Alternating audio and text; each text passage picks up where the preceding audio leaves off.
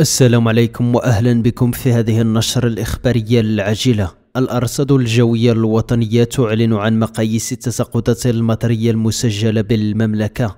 قبل الخوض في التفاصيل لا تنسوا الإعجاب بالفيديو والاشتراك في القناة ليصلكم كل جديد.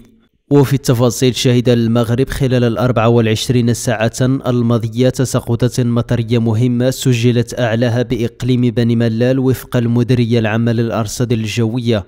وفيما يلي مقاييس التساقطات المطرية المسجلة بالمملكة خلال 24 ساعة الماضية: بإقليم بني ملال سيدي جابر 54 ملم، خنفرة 37 ملم، إفران وبني ملال 23 ملم، الظلال 22 ملم، طنجة الميناء 20 ملم، طنجة 19 ملم، تطوان والرباط والقنيطرة 16 ملم، تتمليل والعرائش وبن سليمان 15 ملم، تازا وسالة 14 ملم، سيدي سليمان والجديدة وإنزكان 12 ملم، المحمدية والدار البيضاء وفاس 11 ملم، خريبكة 10 ملم، سطات 9 ملم، بن قرير ونواصر 8 ملم، مكناس 7 ملم، تارودانت ومراكش والحجب 6 ملم، تيزنيت وأكادير والصويرة 5 ملم، أسفي 4 ملم، الحسيمة ملم واحد.